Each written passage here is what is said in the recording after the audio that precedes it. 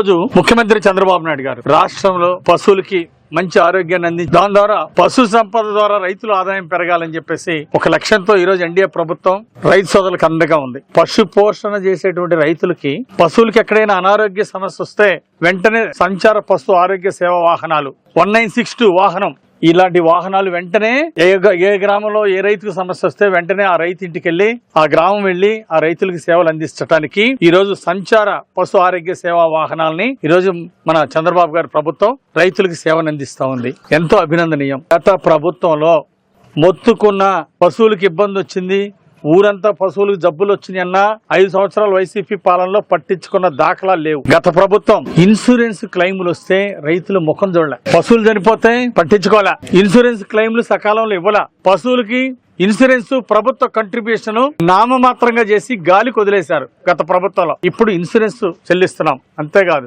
రైతులు ఇన్సూరెన్స్ కోసం 50,000 రూపాయల గేదెకి 3,200 చెల్లించాల్సి ఉంటే 1,632 రూపాయలు ప్రభుత్వం చెల్లిస్తుంది. అలాగే 30,000 రూపాయల గేదె అయితే 298 రూపాయలు ప్రభుత్వం రైతు కడితే, 30,000 రూపాయల గేదె అయితే రైతు 298 రూపాయలు కడితే ప్రభుత్వం నుండి 1,632 రూపాయలు ప్రభుత్వం నుండి చెల్లిస్తున్నాం. కాబట్టి రైతులు కూడా ప్రభుత్వం ఇచ్చేటువంటి ఈ సబ్సిడీలని రైతుల్ని ఇన్సూరెన్స్ సౌకర్యాలను ఉపయోగించుకోవాలని కోరుతున్నా. అకాలంగా ఏదైనా గేదెలు చనిపోతే రైతు నష్టపోతాడు, అలాగే గొర్రెలు ఏదైనా యాక్సిడెంట్ లో చనిపోతే నష్టపోతాడు రైతు. అందుకోసమే గొర్రెలకి ప్రభుత్వం 80% సబ్సిడీ ప్రభుత్వం భరిస్తా ఉంది ప్రతి గొర్రెకి. కేవలం మరి గొర్రెకి వచ్చేసి ఒక్కొక్క గొర్రెకి 27 రూపాయలు చెల్లిస్తే మిగిలింది ప్రభుత్వం చెల్లిస్తుంది. పశువులకి మీరు 298 చెల్లిస్తే 1,632 రూపాయలు ప్రభుత్వం చెల్లిస్తుంది. ఈ అవకాశాన్ని రైతు సోదరులందరూ కూడా సద్వినియోగం చేసుకోవాలని కోరుతున్నా. గొర్రెలు ఉన్నటువంటి రైతులు అట్లాగే పశువులు ఉన్నటువంటి రైతులు దాన్ని ఉపయోగించుకోవాలని కోరుతున్నా. ఈ రోజు నష్టాల నివారణకు ప్రభుత్వం ప్రతి 3 నెలలకి రైతులకు అందుబాటులో తీసుకొచ్చింది మందుల్ని. అభినందనలు. అట్లాగే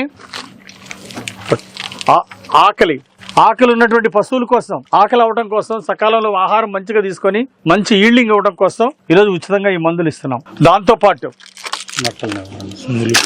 నులి పురుగులు, నత్తల నివారణకు ఇలాంటి కోసం ఉచితంగా మందులు ఇస్తున్నాం రైతులకి. రైతు సోదరులు సద్వినియోగం చేసుకోవాల్సిన అవసరం ఉంది.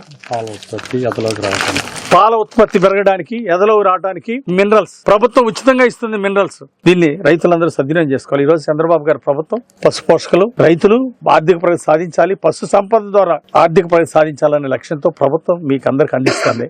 దీన్ని సద్వినియోగం చేసుకోవాలని రైతు మిత్రులందరినీ కోరుతున్నా. ఇన్సూరెన్స్ ఉపయోగించుకోండి, మందులు ఉపయోగించుకోండి, మీరు పాల ఉత్పత్తి పెంచండి, అలాగే మాంసం ఉత్పత్తి, గొర్రెల పెంపకం ద్వారా మాంసం ఉత్పత్తి పెంచండి. మీరు ధనవంతులు అవ్వాలనేదే ప్రభుత్వం యొక్క ఆకాంక్ష. అలాగే సంచార వాహనాలని, పశు వైద్య శిబిరాలకు పంపించేటువంటి వాహనాలను కూడా మీరు ఎప్పుడు అవసరమైతే అప్పుడు కాల్ చేసి టోల్ ఫ్రీ నంబర్ చేసి సద్వినియోగం చేసుకోవాలని చెప్పేసి కోరుతున్నా. రైతు ప్రగతే రాష్ట్ర ప్రగతి, రైతు ప్రగతే దేశ ప్రగతి. అందుకోసమే ఇలాంటి మందులన్నీ కూడా రైతులకు అందుబాటులో తీసుకొచ్చింది ప్రభుత్వం. గత ప్రభుత్వం ఎప్పుడైనా 5 ఏళ్లలో ఇలాంటి మందులు ఇచ్చారా? వైసీపీ పాలనలో ఎందుకు ఇవ్వలేదు? వ్యాక్సిన్లు ఇచ్చారా పశువులకి? ఎందుకు ఇవ్వలేదు? ఇన్సూరెన్స్ ఎందుకు చెల్లించలేదు సకాలం రైతులకి? గత ప్రభుత్వం రైతుల్ని నట్టేట ముంచారు. ఎంత దుర్మార్గం అండి! గత ప్రభుత్వం రైతులు నట్టేట ముంచితే ఈరోజు చంద్రబాబు గారి ప్రభుత్వం ఎన్డీఏ కూటమి ఈరోజు రైతుల ఆర్థిక ప్రగతికి కొండంత అండగా నిలబడింది.